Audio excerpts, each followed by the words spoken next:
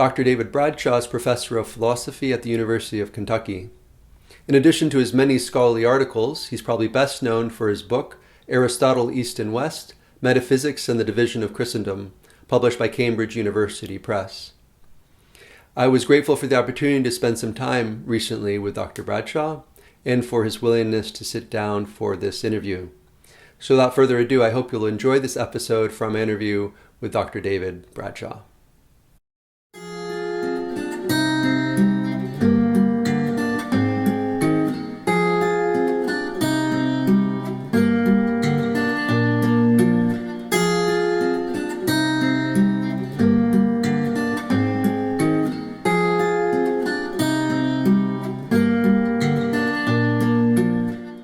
I wrote that article for an anthology on the relationship between the intellectual virtues and the moral virtues. That's a distinction that comes from Aristotle, where the moral virtues, the word moral, the Greek that's translated that way, really means habituated, something that is coming out of one's and expresses one's habitual character formed through enculturation and repeated action. One of Aristotle's great themes is that the way you become virtuous is by doing virtuous acts. So the way you learn courage is by standing up to the bully on the playground. Or maybe before that, it's going to bed in the dark when you're afraid of the dark. These things begin when you're very young in very simple, small ways. And as you build up those habits of facing down your fears, it's almost like developing a muscle. You become stronger in that aspect of your character, and you're able to face down harder, more severe forms of fear. And the same is true for all the virtues. So that, this is really a kind of an outlook that's, I think, woven into Orthodoxy, because one reason we fast regularly is to develop the habit of self-denial. And if you can say no to yourself when it comes to food, you can also say no to yourself when it comes to, leaving your wife to clean up the kitchen, or to wanting to sit on the sofa and watch TV when really the house needs cleaning, or the car needs washing, or the children want to go out and play. And, those are forms of self-denial that really are necessary to be able to show love for other people.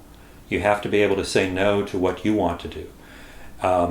And so fasting is sort of the small beginning of that teaches us those habits and helps us develop those little interior muscles, you might say, to be able to face the bigger and the harder forms of self-denial.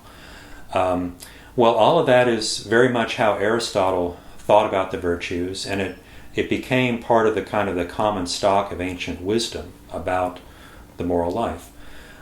So what I tried to do in that essay was to describe what the ancient church accepted and absorbed from pagan Greek philosophy on the virtues, and then what had to be changed from a Christian standpoint. So, and the particular topic I was dealing with was wisdom, and how do the ancients think about wisdom? Well, it turns out that if you look at the ancient pagans and the Jews and the Christians, there was a lot of common ground. They all thought that wisdom is primarily an attribute of God, and that for a human being to be wise can only occur by participating in divine wisdom. And if you think about it, those are already a couple of ways in which their common thought, sort of the common thought world of antiquity, is different from what most people would think today. I think that's partly why people today don't talk about wisdom nearly as often as in the ancient world. In the ancient world, it was a central governing concept.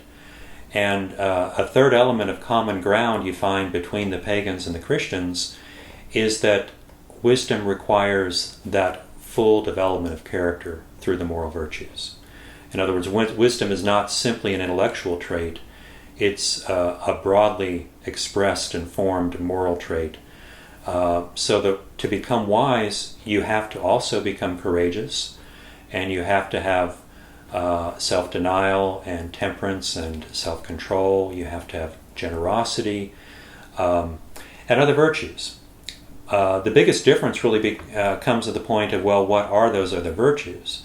Because when you read Aristotle, for him, the virtues are primarily matters of, you might say, domination and control. Courage is a matter of control over your fears. Generosity is a matter of control over your acquisitive impulses. Temperance, a matter of control over your appetites. Well, all of those are important, but Christianity added a whole new dimension to what are the virtues that we should be seeking, because we seek to be like Christ. And Christ is the model and the paradigm of one who gave himself for others. And so he showed us what humility is and what it really means. Tapenesis, which is the word you would translate humility, in Aristotle that's a vice. In Aristotle, to think of yourself in low, modest terms means that you'll never aspire to anything higher. You'll have no ambition. You'll have no drive toward things that are noble and fine. And that was, I think, a natural way to think in the pagan world. And it really took the example of Christ to show us that humility can be something noble, and that God himself has a kind of humility, because God the Son became incarnate for our sakes and offered himself up for our sake. And that changes everything. That changes the way that people understand who they're striving to be. So that then virtues like humility and compassion and forgiveness and mercy, that are all exemplified by God himself, became central to the Christian understanding of wisdom in a way they were not for the pagans. So even though you had a lot of common ground and maybe some common starting points, the ultimate goal came to be understood in a very different way. And that's what I describe in that article. Hi again. Hope you enjoyed this episode from my interview with Dr. David Bradshaw. Please subscribe to get notified when new episodes become available. And if you do enjoy the content on this channel, please consider supporting the channel. There's a link to the support page on our website below this video. Thanks so much. Have a great weekend, and we'll see you soon.